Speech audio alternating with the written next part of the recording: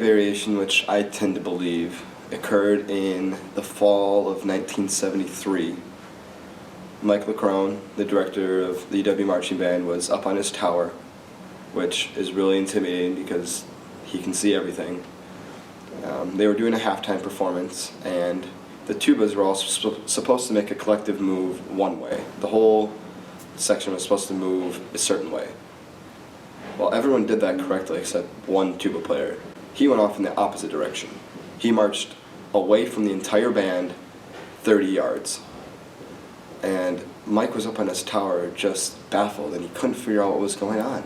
So he screamed down at the tuba player, and I don't know if his name is lost to history or what, but he said, "What are you doing out there? You look like a lost rhino charging off in the distance." And it kind of just stuck, and I think the section really appreciated that we were known for making a mistake.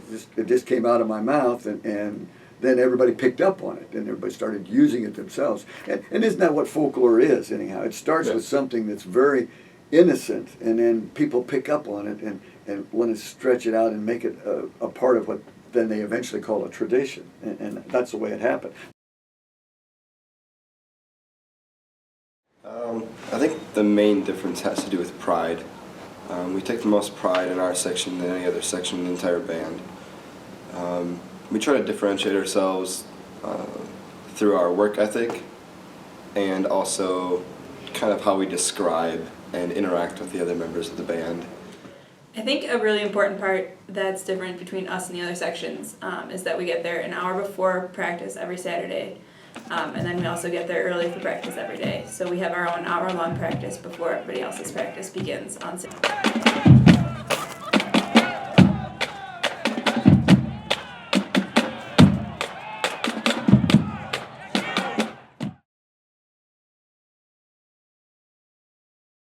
It sounds like the tuba section is probably your favorite section. Probably not.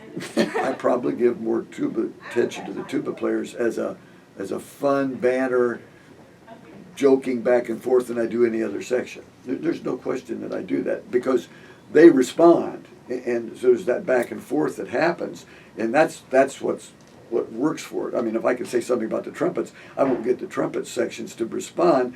And part of that, you see, and I think this is part of what is in the band that I think you probably understand, is that there is a group identity, more so than with a lot of other sections. The tuba players probably have their own, for lack of a better word, fraternity than any other section of the band.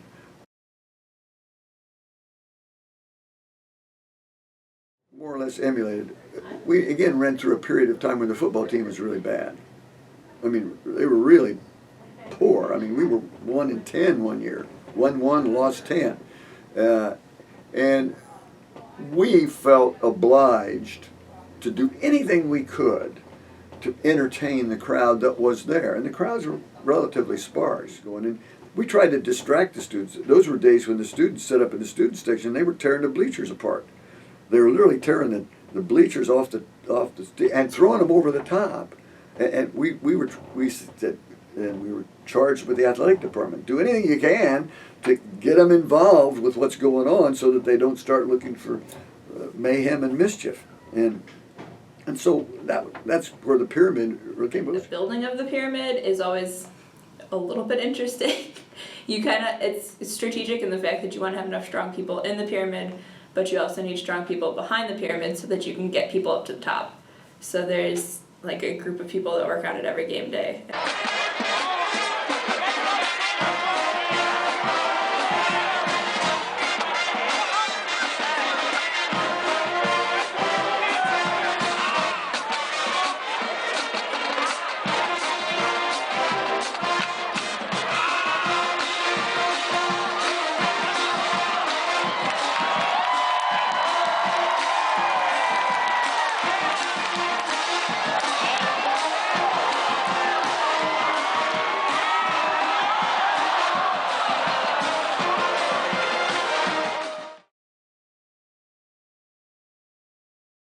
It's just kind of a tradition where we go around before the game, get people pumped up for the game. I know that there's kind of a different route that's taken every year. But we generally go down Regent because that's where a lot of people tailgate ahead of time, and just kind of get people really excited for the game. Give me a ball! Give me another ball! Give me an horn! What does the other one give you? Tuba! 1, 2, 1, 2, ready, go!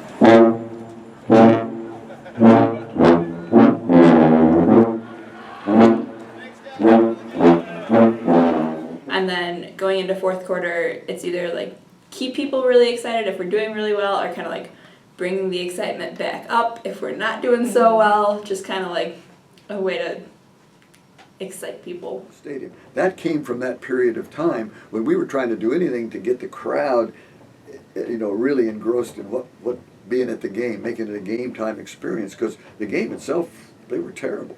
We had huge cheers and celebrations when we made a first down, and I'm not exaggerating.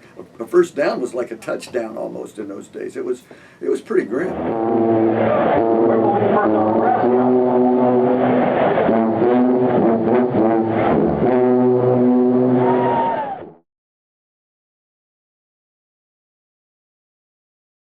The Tuba House is something kind of special.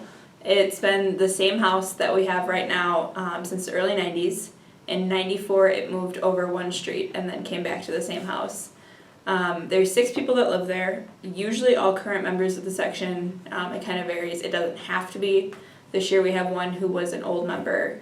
He isn't in band this year. And then we also, like, as people travel abroad and things like that, kind of substitute in. The Tubas have made improvements to the house. There are also some non-improvements. There's a lot of decorations that are Tuba specific, which is really cool. It's kind of intimidating at first, but you really grow to love the place after a while, because it's where everyone can get together and hang out.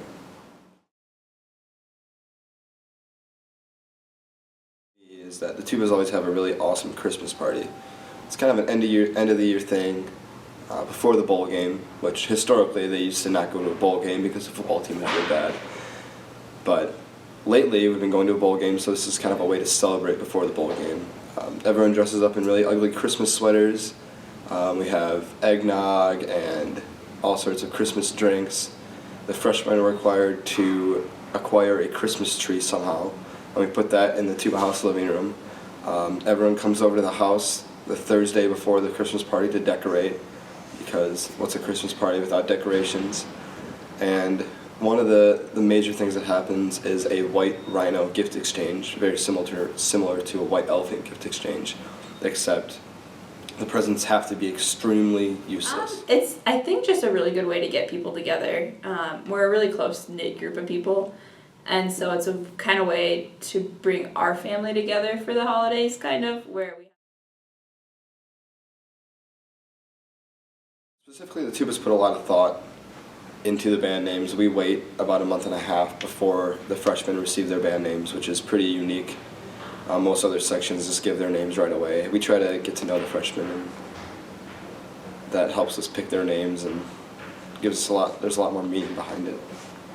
We use our nicknames exclusively as what we call you for your 4 years in band. Obviously, like, it might get shortened to a different nickname, or it kind of might change throughout your 4 years, but like that's pretty much what you're going to be known as a tuba for the next 4 years. We call everyone else in the band except the drum line Larrys, because they're pretty much interchangeable. They're not really good at marching, their personalities aren't really that unique, so we like to call them Larrys.